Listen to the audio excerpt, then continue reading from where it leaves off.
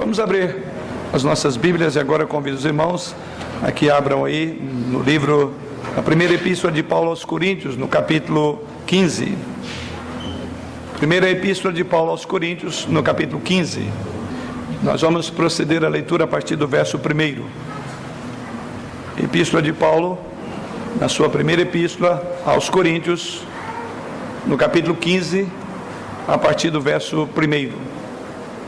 Se nos diz a palavra do Senhor: Irmãos, venho lembrar-vos o evangelho que vos anunciei, o qual recebestes e no qual ainda perseverais.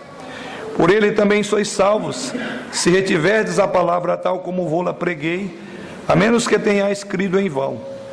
Antes de tudo vos entreguei o que também recebi, que Cristo morreu pelos nossos pecados, segundo as Escrituras, e que foi sepultado e ressuscitou ao terceiro dia, segundo as Escrituras, e apareceu a Cefas e depois aos 12.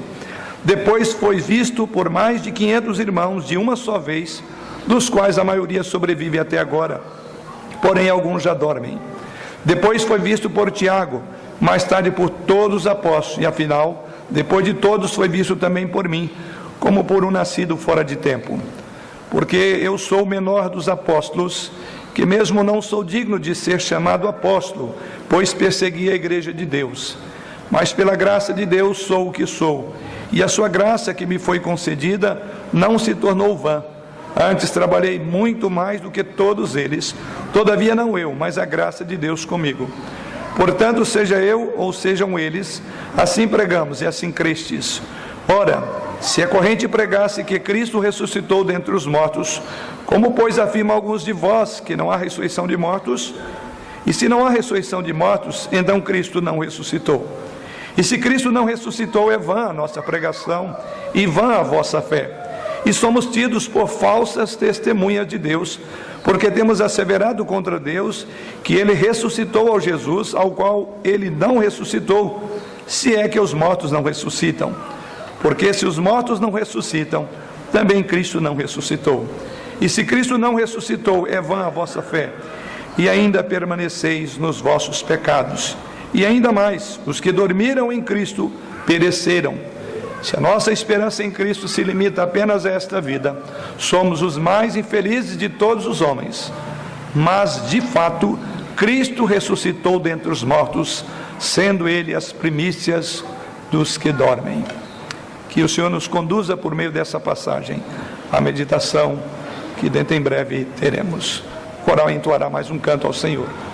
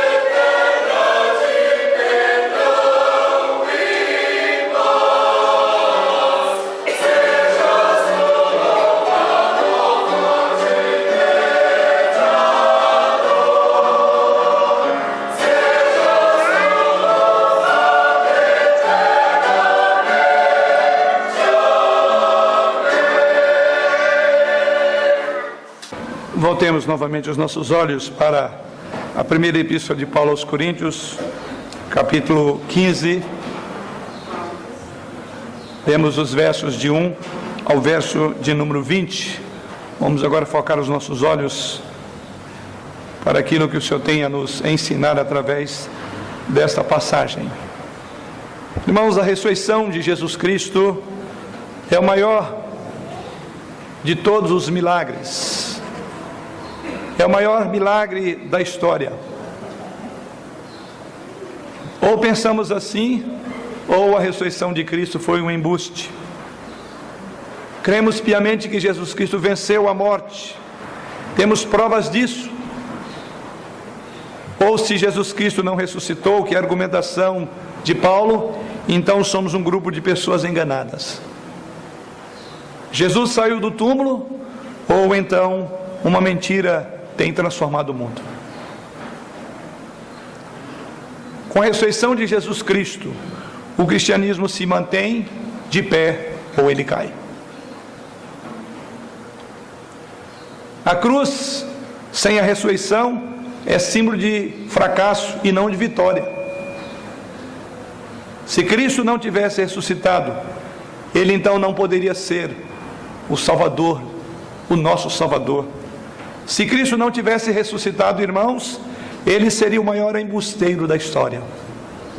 Se Cristo não ressuscitou, então o engano salvou o mundo. Um autor chamado E.M. Bold afirma o seguinte: a ressurreição de Cristo é a pedra fundamental da arquitetura de Deus.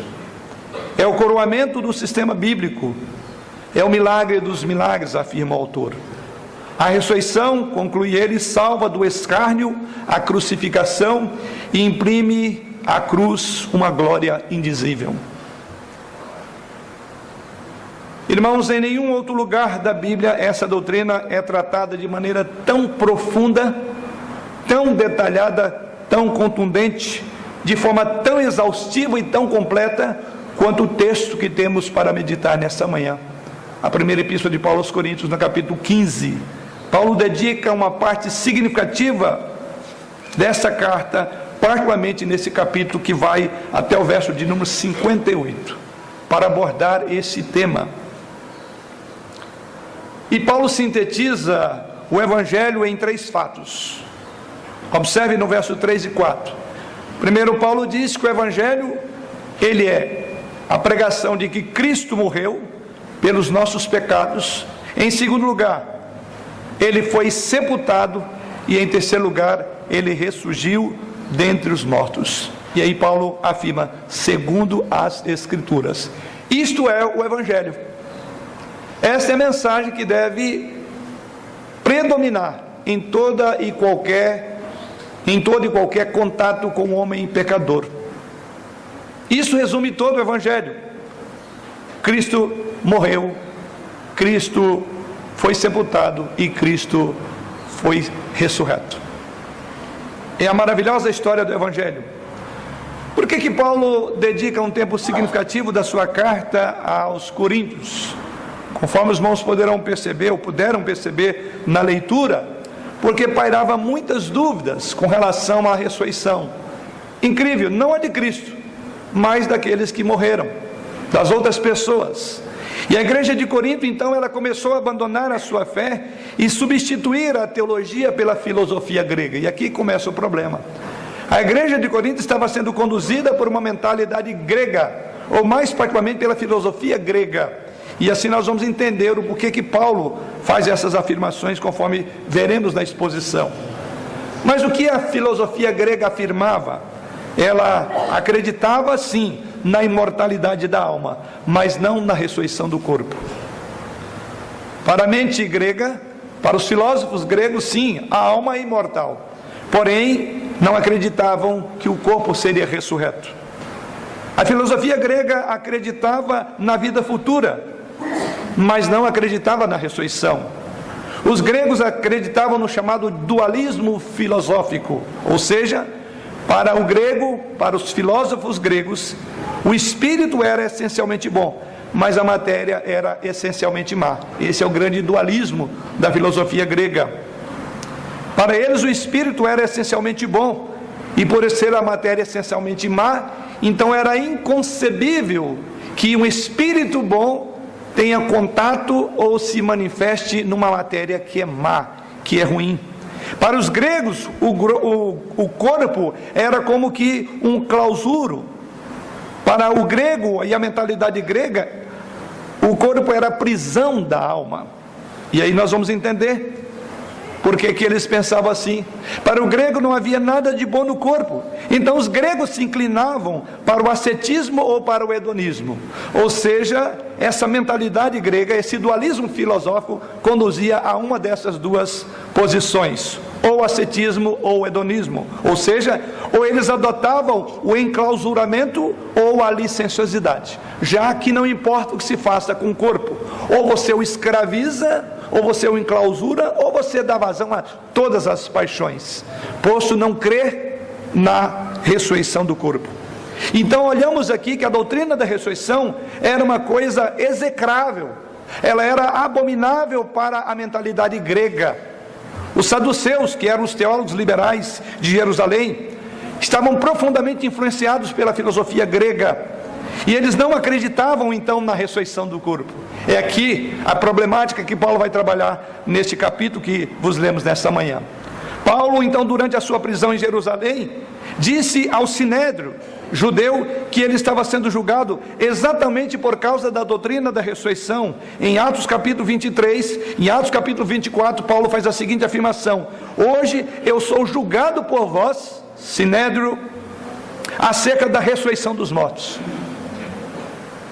Uma das razões por que ele foi levado às barras do tribunal, do sinédrio, foi exatamente porque ele pregava a ressurreição dos mortos.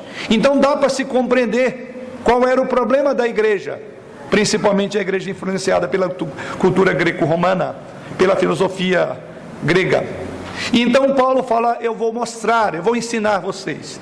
Então olhamos para o verso de número 3 da passagem. Ele diz: antes de tudo vos entreguei o que também recebi, que Cristo morreu pelos nossos pecados, segundo as Escrituras.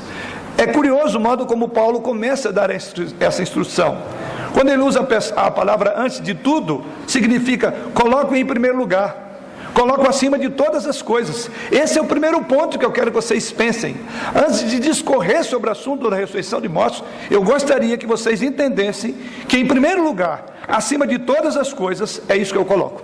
E é por isso que Paulo então usa essa mesma expressão em 1 Coríntios capítulo 11, verso 23, quanto à questão da ceia. Observe que a mesma expressão, antes de tudo, pois, diz o apóstolo Paulo, explicitamente o que Paulo está dizendo é que a origem da ressurreição, assim bem como no texto de 1 Coríntios capítulo 11, que é a origem da ceia, não vem dele. Então quando ele diz antes de tudo, eu coloco isso como premissa, é que vocês compreendam que o que eu vou agora abordar sobre a ressurreição de Cristo, ou no texto de 1 Coríntios capítulo 11, tratando da ceia, ele diz: isso não é invenção minha, eu não criei isso, mas ele diz: eu recebi do próprio Deus. E aí por isso que ele diz: eu agora vou entregar. E a palavra entregar aí é passar adiante sem qualquer modificação. Então é assim que Paulo começa, chamando a autoridade que ele tinha para tratar da ressurreição dos mortos. Porque acima de tudo, em primeiro lugar, isso não é invenção humana, não é uma criação da mente humana. E é importante que Paulo faça isso, porque no contexto da época, sabemos que houve muitos comentários de que os discípulos simplesmente tiraram o corpo de Jesus Cristo, sumiram com esse corpo e saíram por Jerusalém dizendo: Jesus ressuscitou, Jesus ressuscitou. Então é por isso que Paulo diz: isso não é invenção, eu recebi do próprio Deus. E o que Paulo recebeu do próprio Deus com relação à ressurreição? É exatamente o nosso tema desta manhã, é a importância da ressurreição de Cristo. Tão importante é que Paulo recebeu de Deus. Ela não é invenção da igreja primitiva, não foi um bando de malucos que, frustrados com a morte do seu mestre, do seu Senhor, depois de 3 dias começaram a inventar que Jesus ressuscitou. Paulo diz: eu recebi do Senhor. É algo que vem diretamente de Deus, portanto é algo que tem autoridade divina, tem a sanção, tem a chancela do céu. falar sobre a ressurreição. E que podemos aprender nessa manhã sobre a importância da ressurreição de Cristo? Alguns tópicos queremos destacar. Primeiramente, Paulo vai agora abordar as provas da ressurreição. É a primeira coisa, é o primeiro encargo que ele tem em sua mente, de trazer à mente dos coríntios que ele tinha provas de que Jesus Cristo havia ressuscitado. E o apóstolo Paulo menciona particularmente 3 provas da ressurreição de Cristo. Se você perguntasse novamente para um grego se os mortos ressuscitaram ou ressuscitam, eles responderiam não, de uma forma retumbante e categórica. Não, por causa do dualismo filosófico da mentalidade grega. Entretanto, o apóstolo Paulo diz à igreja de Corinto que sim, os mortos ressuscitam. Na verdade, Paulo diz a ressurreição é a mais rica joia do Evangelho. E Paulo então oferece 3 provas dessa verdade incontestável. A primeira delas está nos 2 primeiros versos. Ele diz: irmãos, venho lembrar-vos o Evangelho que vos anunciei, o qual recebestes e o qual ainda perseverais. Por ele também sois salvos, se retiverdes a palavra tal como vou-la preguei, a menos que tenhais crido em vão. A primeira prova é a salvação dos coríntios. Pode dizer, a prova da eficácia, do poder da ressurreição de Cristo é a conversão de vocês. Porque um Salvador morto não poderia mudar ninguém. Se a cruz não foi vencida, se Jesus não venceu a morte, como o poder desse Deus permanece de tal forma na igreja de Corinto que converte-os a Jesus Cristo? Então Paulo usa a própria experiência dos coríntios. Se Cristo não ressuscitou, ele não tem nenhuma credencial para salvar ninguém. E Paulo diz: é este Cristo crucificado e ressuscitado que vocês creram e foram salvos por ele. Ou seja, um redentor morto é impotente e nada pode fazer para redimir o pecador. Então é como se Paulo dissesse: a primeira fundamentação de que Cristo ressuscitou está nas próprias entranhas de vocês. Vocês são nova criatura. O poder da cruz levantou vocês do túmulo da incredulidade. E isso é prova da ressurreição de Cristo. Um escritor chamado Bladesdell Murray faz a seguinte afirmação: a salvação é um processo presente, com suas raízes no passado e com uma consumação somente no futuro. Ou seja, é algo que você já tem esta experiência. E essa é a primeira argumentação de Paulo. Mas Paulo fala de uma segunda prova incontestável. E ele continua então nos versos 3 e 4, dizendo: antes de tudo vos entreguei o que também recebi, que Cristo morreu pelos nossos pecados, segundo as Escrituras, e que foi sepultado e ressuscitou ao 3º dia, segundo as Escrituras.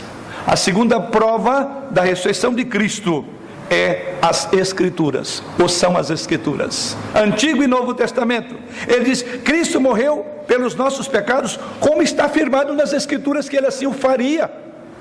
Não é algo novo, não é algo inesperado, porque as Escrituras já diziam respeito a um Cristo que viria, que tomaria uma forma humana, no Emanuel, um Deus conosco. E muito mais, as Escrituras dizem que ele padeceria, e as Escrituras dizem que ele ressurgiria dos mortos ao 3º dia. Então Paulo vindica a própria Escritura como base para crer na ressurreição dos mortos, porque não foi nada inusitado, nada novo, já estava predeterminado segundo as Escrituras. É como se Paulo dissesse: a respeito desse fato que aconteceu entre nós, as Escrituras já afirmam há muitos anos, há milhares de anos, que Jesus haveria de ressuscitar. Ou seja, sua morte não foi um acidente, e a sua ressurreição não foi uma surpresa. Tudo estava profetizado. Jesus ressuscitou como dizem as Escrituras. A ressurreição de Cristo foi um acontecimento histórico, profetizado pelo próprio Deus. É o cumprimento, inclusive, das Escrituras. Uma coisa corrobora com outra. Se as Escrituras é o fundamento, é a base pela qual podemos entender que Deus faria isso, a ressurreição de Cristo evidencia que as Escrituras são verdadeiras. Então há uma perfeita relação entre o profetizar e o acontecer. E esse é a segunda prova incontestável. Mas a terceira e última prova está nos versos estão nos versos 5 ao verso de número 11, quando ele diz: e apareceu a Cefas, e depois aos 12, depois foi visto por mais de 500 irmãos de uma só vez, dos quais a maioria sobrevive até agora, porém alguns já dormem. Depois foi visto por Tiago, mais tarde por todos os apóstolos, e afinal, depois de todos foi visto também por mim, como por um nascido fora de tempo. Porque eu sou o menor dos apóstolos, que mesmo não sou digno de ser chamado apóstolo, pois persegui a igreja de Deus. Terceiro argumento, como prova incontestável de que Jesus Cristo ressuscitou, é que ele foi visto por várias outras testemunhas. A ressurreição de Cristo foi um fato histórico, foi um fato incontroverso, com várias provas incontestáveis, e é por isso que Paulo diz que Jesus Cristo foi ressurreto e visto por várias testemunhas. Inclusive Paulo diz, muitas das quais vivem até hoje. Ele diz inclusive, foi visto por Pedro, foi visto por Tiago, foi visto pelos 12, foi visto por mais de 500 irmãos de uma única só vez. É impossível que 500 testemunhas testemunhem algo que não aconteceu. 500 pessoas, não houve contradição. Você poderia levá-las às barras do tribunal para inquiri-la sobre o evento ressurreição. 500 pessoas uníssonas disseram: Jesus ressuscitou. Ora, então isso que Paulo diz. Sim, Cristo ressuscitou, não há dúvida, é uma prova incontestável, porque foi visto por mais de 500 irmãos de uma única só vez, e muitos deles, diz Paulo, estavam vivos. Ou seja, se tivesse falando Paulo de algo que não havia acontecido, certamente não poderia ele colocar na lista de fundamentação essas 500 testemunhas e os próprios apóstolos. Se Paulo estivesse falando de uma inverdade, obviamente ele seria contestado e cairia no ridículo naquela hora. Esse é outro ponto importante. Ou seja, quando Paulo falou isso à igreja de Corinto, não há nenhum retruque. A igreja de Corinto não retrucou dizendo: não, Paulo, você está equivocado. Paulo está dizendo, inclusive, Jesus Cristo foi visto por alguns que estão aqui. Se Paulo não estivesse falando a verdade, alguns daqueles diriam: ei, não é bem isso. Isso é uma prova incontestável, porque Paulo fala diante de testemunhas que viram Jesus ressurreto. É uma prova incontestável. E depois Paulo conclui dizendo: inclusive foi visto também por mim, o último dos apóstolos. Então temos em primeiro lugar as provas da ressurreição de Cristo. São elas a salvação dos coríntios. Um Cristo morto, como teria uma influência tão poderosa no mundo? Um túmulo que estivesse cheio ainda, ou com os ossos de Jesus Cristo, como poderia mudar vidas como a minha e a sua? Essa é a evidência da ressurreição. Um morto não faria o que faz na nossa vida, como faz Jesus Cristo vivo. O Antigo Testamento profetizara isso, e as testemunhas oculares daquele evento são as provas históricas da ressurreição de Cristo. A ressurreição, então, e entendemos que ela não é um fato científico, porque fato científico é aquele que você pode levar para um laboratório e você pode reproduzi-lo tantas vezes quanto quiser. Não é nesse sentido, não temos esta prova científica. A ressurreição, sim, é uma prova judicial. Não tem como repetir essa prova. Todavia ela tem evidências incontestáveis, no dizer do próprio Paulo. Mas as provas de ressurreição de Cristo não são apenas provas históricas, não são apenas provas judiciais, mas são provas morais, são provas emocionais e existenciais. E é aí que está a grande prova. Isso pode ser verificado através da transformação da vida dos discípulos. É maravilhoso. Paulo apela à própria experiência dos coríntios e diz: vocês foram convertidos a este Cristo. Se ele não fosse uma realidade para nós, se ele não tivesse ressuscitado, como um morto pode causar uma influência tão poderosa na vida de vocês? Mas Paulo vai mais longe ainda, e as Escrituras nos relatam isso no final da trajetória da vida desses homens. Sabemos muito bem que esses homens ficaram trancados de medo, inclusive depois da ressurreição de Cristo.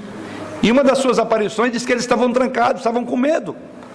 Mas depois que Cristo se levantou dentre os mortos, esses mesmos homens tornaram-se audaciosos, ousados, corajosos, intrépidos. Antes eles estavam trancados por medo, agora eles são presos sem medo. E é por isso que o final da vida desses homens é que foram decapitados, cerrados ao meio, enforcados, por não negar. Você quer uma prova mais contundente do que esta? Veja o fim da vida que eles tiveram. Mas não só desses homens. A história do cristianismo é uma história de homens e mulheres que sangraram por não negar Jesus. Como teria aqueles que nos antecederam na história do cristianismo, como poderia tanto sangue de mártires ter sido derramado? Bastava eles simplesmente negarem que criam em Jesus, mas não podiam fazê-lo, porque o poder da ressurreição estava sobre ele. E Paulo diz isso: há um poder na ressurreição, que é capaz de levar qualquer um daqueles que creem em Jesus Cristo a encararem a morte de frente e sorrir para ela. Assim, é uma grande evidência. Certamente os céticos, como dissemos no início, têm atacado essa doutrina, dizendo que Cristo não chegou a morrer, ou que os discípulos furtaram o seu corpo, ou que os discípulos foram ao túmulo errado. Tem várias conversas dos céticos. Porém, a verdade incontestável, permanente, e que está ainda de pé, é que toda investida contra a doutrina da ressurreição não gera outra coisa senão mais firmeza da igreja. Por isso que dissemos no início, é com base nessa doutrina que a igreja permanece de pé ou ela cai. Mas vamos ao segundo ponto da nossa reflexão nesta manhã.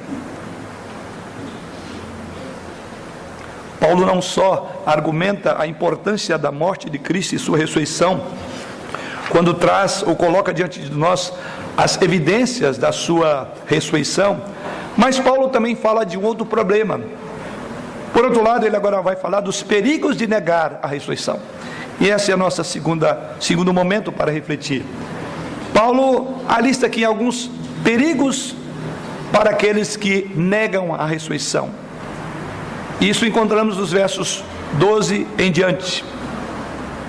É possível crer na ressurreição de Cristo e negar a ressurreição dos mortos? Então esse é o próximo assunto que Paulo vai abordar. E assim, ele diz lá a partir do verso 12: ora, se é corrente pregasse que Cristo ressuscitou dentre os mortos, como pois afirmam alguns de vós, ou dentre vós, que não há ressurreição de mortos. Agora Paulo vai passar para a dinâmica da maneira como a igreja de Corinto lidava com os seus mortos. E o que Paulo diz, olha, é incrível, que embora vocês creiam que Jesus ressuscitou, eles não tinham dúvida disso, apesar de toda a influência filosófica, a influência grega filosófica. Mas o problema deles era admitir a ressurreição dos corpos, que era a influência greco-romana dentro da igreja. E assim o que observamos aqui é que Paulo então vai dizer: é impossível crer na ressurreição de Cristo e ao mesmo tempo negar a doutrina da ressurreição dos mortos.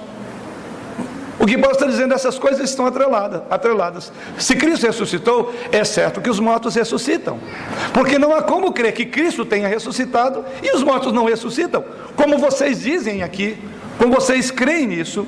Então Paulo vai agora destacar que essa contradição leva a alguns perigos graves. E em primeiro lugar, o argumento de Paulo é o argumento lógico. E qual é o argumento lógico de Paulo? É que se não há ressurreição de mortos, então a consequência é: Cristo não ressuscitou. E se não há ressurreição de mortos, então Cristo não ressuscitou. Essa é a afirmação de Paulo no versículo 13. E se não há ressurreição de mortos, então Cristo não ressuscitou. Seria possível desvincular a ressurreição de Cristo da ressurreição de mortos? Absolutamente não. Mas era isso que a igreja estava tentando fazer: desvincular a ressurreição de Cristo com a ressurreição dos mortos, daqueles que morreram em Cristo. Negar a ressurreição dos mortos seria o mesmo que negar a ressurreição de Cristo. Então Paulo diz: essas coisas estão interligadas. E quando vocês imaginam assim, quando vocês racionalizam assim, então vocês estão colocando em xeque-mate a ressurreição de Cristo. E ao fazer, vocês trazem muitas implicações graves para o cristianismo.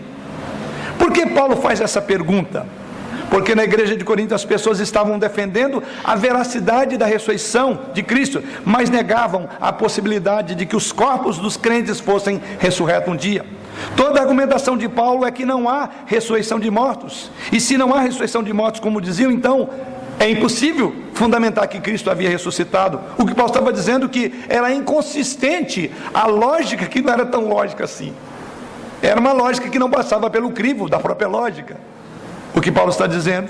E se Cristo não ressuscitou, isso então faz dele um mentiroso. Agora vamos ver as implicações de não crer.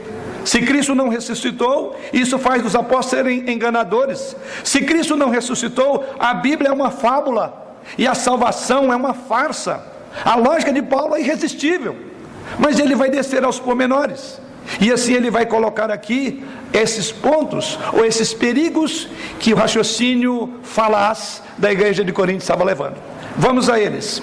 Primeiramente no verso 13 e 16. Paulo vai dizer, olha, se não há ressurreição de mortos, então Cristo não ressuscitou. É a afirmação de Paulo nesses versos. Se não há ressurreição de mortos, então Cristo não ressuscitou. Porque se os mortos não ressuscitam, também Cristo não ressuscitou. É a lógica de Paulo. E se Cristo não ressuscitou, eles estão seguindo um Cristo morto. É a lógica. Estamos seguindo um Cristo impotente. Mas em segundo lugar, Paulo continua dizendo lá no verso 14, e se Cristo não ressuscitou, também a nossa pregação é vã. Se Cristo não ressuscitou, a prática da pregação é perda de tempo. Ouvir uma mensagem cristã desprovido de significado e de propósito, como um Cristo morto, e se Cristo não ressuscitou, a fé evangélica, diz o apóstolo Paulo, ela é extremamente vazia, ela é sem sentido, ela não tem conteúdo, ela não tem proveito. A salvação, a pregação está em xeque-mate se Cristo não ressuscitou. Paulo prossegue ainda no verso de número 14, ele diz, não só a nossa pregação é vã, mas também a vossa fé é vã. Ou seja, o que Paulo está afirmando é exatamente, a fé daqueles crentes era baseada em quem então? Em quem é que eles criam? Num Cristo morto? Jamais poderia admiti-lo assim, como afirma o apóstolo Paulo. Se Cristo não ressuscitou, os fundamentos da crença estão vazios. Por isso que ele diz, a vossa fé é vã. Prosseguindo um pouco mais, Paulo continua dizendo, lá no verso de número 15, diz que somos também tidos por falsas testemunhas. Esta é outra implicação de negar a ressurreição de Cristo. Ele diz, e somos tidos por falsas testemunhas, verso 15, falsas testemunhas de Deus, porque temos asseverado contra Deus que ele ressuscitou a Cristo, ao qual ele não ressuscitou, se é certo que os mortos não ressuscitam. Ou seja, se Cristo não ressuscitou, afirma Paulo, estamos dizendo que Deus fez algo que ele não fez, então isso é mentira. Um outro argumento, Paulo prossegue ainda, agora no verso de número 17, ele diz assim, e se Cristo não ressuscitou, é vã a vossa fé, e ainda permaneceis nos vossos pecados. Isso é muito sério. Verso de número 17, ou seja, o pecado não foi tratado. Se Cristo não ressuscitou, nós temos uma grande espada na nossa garganta, nós temos uma acusação solene e grave. Se Cristo não ressuscitou, como fica a questão dos nossos pecados? Embora Paulo coloque isso como último ponto da sua lista, ele é o primordial, é o primeiro. Paulo é categórico, ele diz, e ainda mais, como podemos permanecer em nossos pecados, se a sua morte não foi vicária, ou seja, em substituição a outro, ainda estamos perdidos. O problema do pecado continua a pairar sobre as nossas cabeças. Se Cristo então não ressuscitou, os efeitos da sua morte foram nulos. A ressurreição de Cristo é a evidência de que o sacrifício a favor do pecador foi aceito por Deus. Se ele não ressurgisse dos mortos, significa que Deus não foi satisfeito em sua ira, em sua santidade, em suas exigências. Então era imprescindível não só que ele morresse, mas que ressurgisse. Porque quando ele ressurgiu e foi recebido no céu, Então aí significa sim que a obra foi consumada. Aliás, a sua última expressão na cruz é: está consumado, tetelestai. O escrito de dívida que era contra nós, como diz o apóstolo Pedro, foi rasgado. Mas se ele não ressuscitou, o escrito de dívida que é contra nós, que compunha de ordenanças, como diz Pedro, paira sobre as nossas cabeças. Nós não temos esperança se Jesus não ressuscitou. O pecado ainda continua sendo algo grave. Mas Paulo prossegue ainda agora no verso 18, uma outra argumentação. Se Cristo não morreu, ele diz: os que dormem em Cristo pereceram. Ele diz: e ainda mais, os que dormem em Cristo pereceram. Verso 18: se Cristo ressuscitou, não há esperança da bem-aventurança eterna. Como diz as Escrituras: bem-aventurados que dormem no Senhor.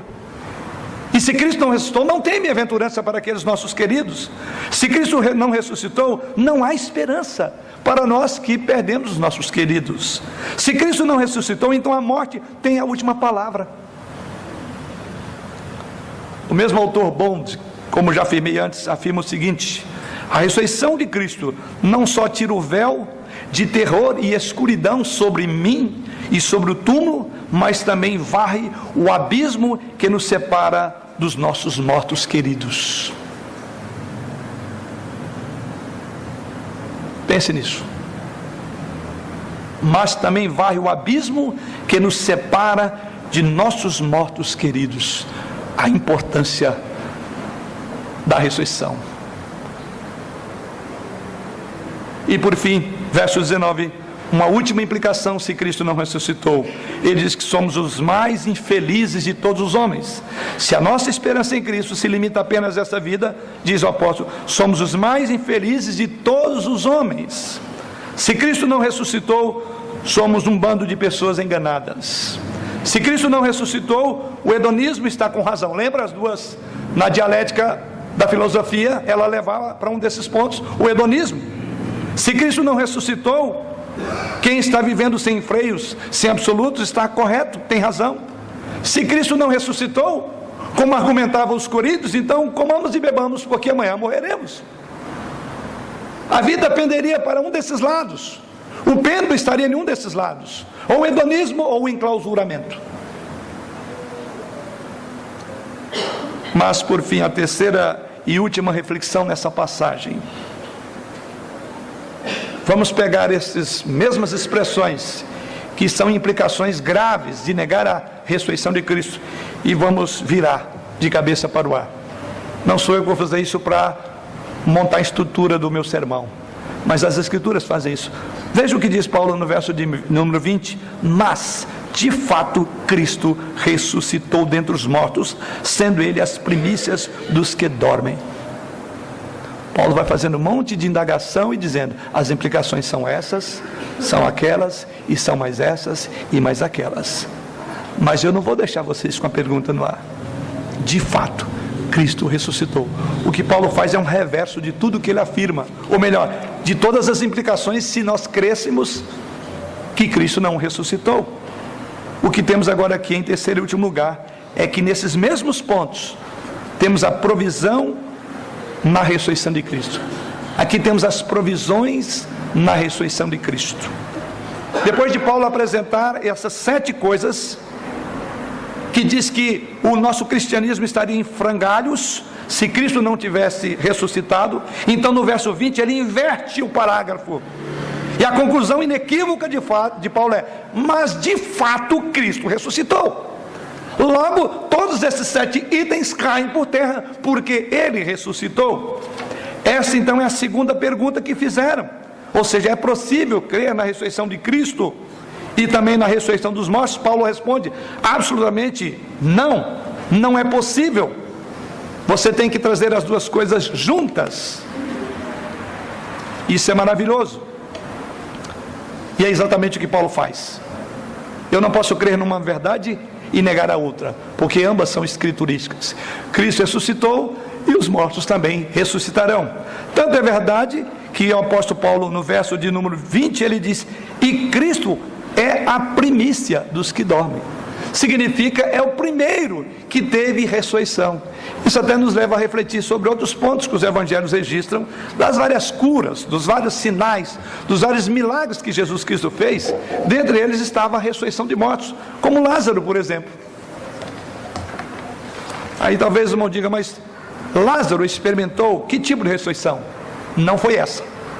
Se fosse, Paulo não faria a afirmação de que Cristo é a primícia. Não houve outra ressurreição antes como a de Jesus, com corpo glorificado. Porque quando Lázaro foi trazido do túmulo, ele veio no mesmo corpo que tinha, tanto é que aquele mesmo corpo voltou para o túmulo de novo.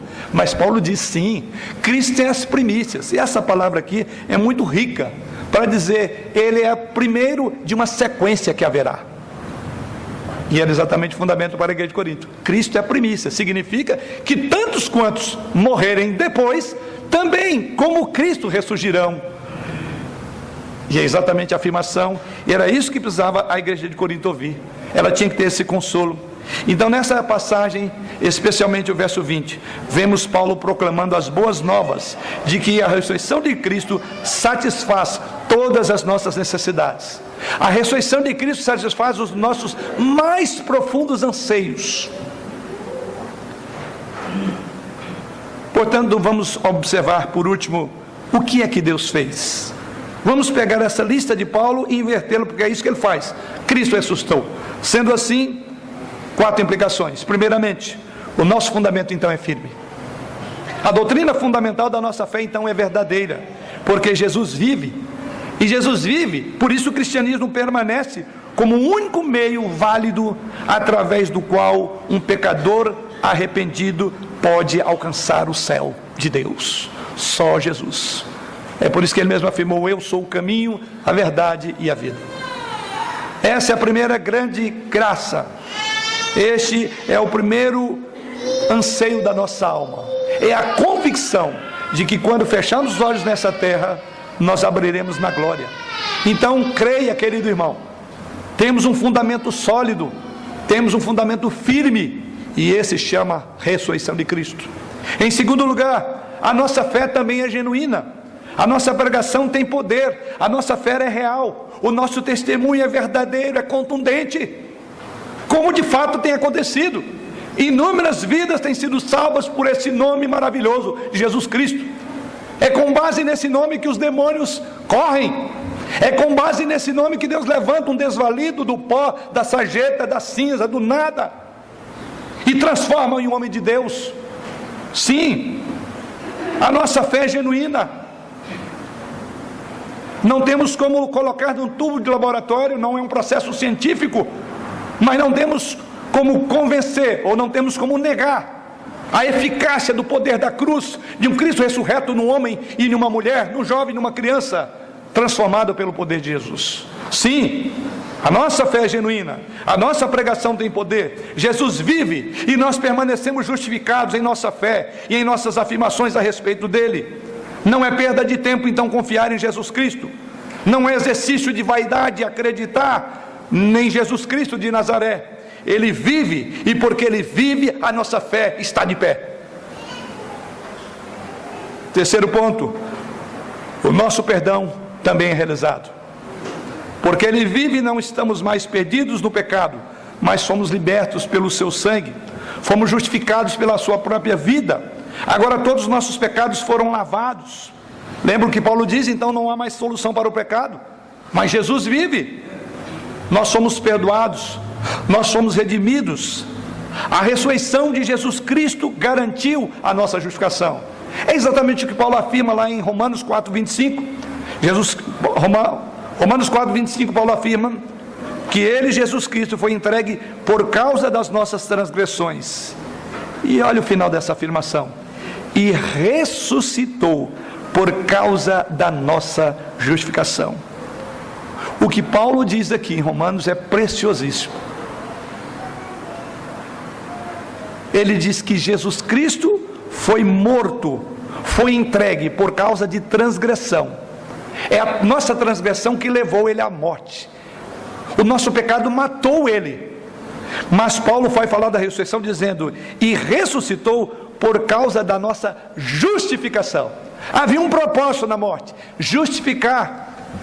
Isso significa que Cristo pagou a penalidade pelos nossos pecados, que Jesus Cristo comprou a nossa absolvição, que Jesus Cristo comprou a nossa justificação, o nosso perdão.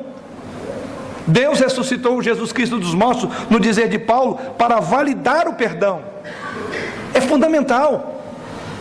Por isso que eu e você podemos orar e suplicar a misericórdia e o perdão, porque temos a garantia, foi validado. E sabe o que valida as tuas orações? É que Ele ressuscitou, para reivindicar a justiça do seu Filho e para celebrar a justificação e a sua glória. Sim, a ressurreição de Jesus Cristo confirma que Deus aceitou o sacrifício de Cristo pelo pecador, pago na cruz do Calvário, e agora temos livre acesso, podemos ter um relacionamento correto com Ele, porque agora somos justificados pela fé. Isso tudo tem a ver com a doutrina da justificação. E por fim, o nosso futuro também está certo. O nosso futuro é seguro. Nossos amados que morreram em fé vivem e aguardam a chegada da glória. Há um lar celestial esperando todos os filhos de Deus do outro lado, na outra dimensão da vida. Nesta vida podemos desfrutar da vitória, mas na vida futura poderemos desfrutar da presença daquele que morreu em nosso lugar, e veremos face a face com mulher, como fez Tomé. Podemos enxergar, podemos tocar nele. Que promessa bendita é o futuro que nos aguarda. Portanto, não há desespero quanto à morte, não há uma separação que durará por tanto tempo dos queridos que se foram, porque a esperança é que Jesus ressuscitou. Certamente sabemos que a morte acabará por silenciar as vozes daqueles que mais amamos. Um dia isso também silenciará a nossa própria voz nessa terra. Mas a ressurreição de Cristo nos assegura de que, se estamos confiados nele como nosso Salvador, também ressurgiremos e nos reuniremos com aqueles que também morreram confiando. E essas vozes ecoarão, e nada cessará mais, nada nos separará uns dos outros. Cristo ressuscitou dos mortos, porque a morte não poderia mais segurá-lo. Então, não precisamos de temer a morte, que é o nosso grande arqui-inimigo, porque Cristo triunfou sobre ela. A morte não é mais o inimigo, porque Cristo, através da sua ressurreição, venceu. Então não há temor, não há punição. E é por isso que Paulo, como disse, é uma sessão longa, no verso de número 55 a 57, tendo em vista todos esses fundamentos, olha o que Paulo diz: onde está, ó morte, a tua vitória? Onde está, ó morte, o teu arguilhão? O arguilhão da morte é o pecado, e a força do pecado é a lei. Graças a Deus que nos dá vitória por intermédio de nosso Senhor Jesus Cristo. É assim que Paulo conclui a sessão dessa sua carta. Paulo diz: vocês estavam preocupados com a morte. Paulo conclama os coríntios dizer: vamos olhar para a morte e vamos dizer: morte, aonde está a tua vitória? Cadê a tua força? Cadê o teu poder? A morte foi tragada pela morte de Jesus, para que pela morte de Jesus Cristo a nossa morte não nos deterá no túmulo. O silêncio das nossas vozes se perceberá quando Deus nos chamar, mas elas cessam aqui, porque elas continuam na glória. A morte não pode silenciar as nossas vozes até o fim. Este é o Evangelho. Essa é a glória que emana de um túmulo vazio, porque Cristo ressuscitou. Para concluir,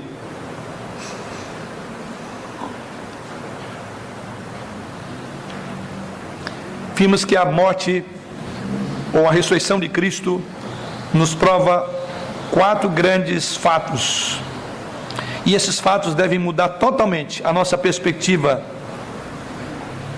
a perspectiva daqueles que estão no tempo presente com relação ao mundo vindouro. E a primeira afirmação, para concluir, é que, sendo assim, a morte de Cristo e a sua ressurreição prova que a verdade é mais forte do que a mentira. Jesus é a verdade. Os homens quiseram matá-lo exatamente porque ele falava a verdade. Ele faz essa afirmação em João 8, verso 40. Se os inimigos de Cristo tivessem conseguido eliminá-lo, a mentira teria prevalecido sobre a verdade. Porém, Cristo ressuscitou e hasteou para sempre a bandeira da verdade. A ressurreição é a garantia final da indestrutibilidade da verdade. O mesmo autor Bond faz a seguinte afirmação: a ressurreição de Cristo foi o grito de liberdade sobre o domínio dos mortos e a vitória que levou à morte em cadeias. Tentaram silenciar a verdade, tentaram amordaçar a verdade, tentaram matar a verdade, mas a ressurreição de Cristo prova que a verdade permanecerá de pé. Essa verdade que hoje o mundo está atacando. Jesus Cristo disse que se perseguiram a Ele, perseguirão também a nós outros. Que coisa importante. O túmulo vazio diz que a verdade vai ficar de pé. Não importa se somos o menor número, não importa se as leis do nosso país têm conduzido para a mentira, para a vergonha. Não importa se as leis do país estão trabalhando, orquestrando contra a família, contra Deus e contra o seu Cristo. Você e eu temos a garantia de que a verdade vai ficar de pé, sempre, e a mentira não prevalecerá. Sejam as mentiras das ideologias que têm sido criadas pelo homem, porque por trás dela tem uma orquestração satânica. Não creia nessa mentira. Seja o último a tombar, firmado na verdade, porque a cruz me assegura de que no fim a verdade permanecerá de pé. Não importa o mundo pós-moderno, onde os conceitos de valores, os padrões de certo e errado estão sendo tripudiados, jogados no lixo. Creia, querido, a verdade vai ficar. A ressurreição garante isto. Se você está do lado da verdade, seja corajoso. Morra inclusive por ela. Você pode morrer, mas a verdade não vai morrer com você. Ela permanecerá de pé. Porque na época de Jesus Cristo, o que mais tentaram era silenciar a verdade. Não é exatamente hoje o mundo tenta silenciar os nossos lábios quando falamos a verdade, porque ela desconforta. Mas a segunda aplicação é que a ressurreição de Cristo também prova que o bem é mais forte do que o mal. Certa feita, Jesus Cristo dirigia aos seus discípulos, lá em João 8, verso 44, dizendo que o diabo era o pai deles. As forças que crucificaram Jesus Cristo pertenciam ao mal, e se não houvesse ressurreição, o mal teria prevalecido. Enfim, o bem triunfará sobre o mal. Terceira aplicação: a ressurreição de Cristo também prova que o amor é mais forte do que o ódio. Jesus é o amor de Deus encarnado. Tentaram eliminar o amor, tentaram crucificar o amor, tentaram matar, mas a ressurreição mostra que o amor é mais forte do que o ódio. Todos aqueles que crucificaram Jesus, dentre eles eu e você estávamos lá, tinham ódio virulento contra Deus e o seu ungido. Mas esse ódio chegou ao extremo de clamar Jesus Cristo, aquele endemoniado que agia pelo poder do mal, para que Deus tivesse compaixão dele. Se a ressurreição não tivesse acontecido, o ódio teria triunfado sobre o amor. Então no fim o amor prevalecerá. E em quarta e última aplicação, a ressurreição prova que a vida é mais forte do que a morte. Jesus é a vida, sua vida não lhe foi tirada. Ele mesmo diz: eu dou a minha vida e reassumo novamente. Espontaneamente ele entregou, ninguém empurrou ele para lá, ele não foi a contragosto, como também ele trouxe de volta. Enfim, a morte não terá a última palavra, porque a ressurreição prova de que a vida é mais forte do que a morte. Que o Senhor assim nos conduza com esse espírito de Páscoa, de ressurreição, porque essas verdades encandecem o nosso coração. Coloca-nos à disposição para continuarmos pregando a verdade. E cremos que, apesar das circunstâncias a que o próprio Evangelho pode nos levar, em função da fidelidade a Ele, no fim, o bem prevalecerá. A vida sobressairá em relação à morte. O pecado foi vencido e a morte foi morta na morte de Jesus Cristo. Que Ele assim nos dê essa graça de continuar servindo. Amém.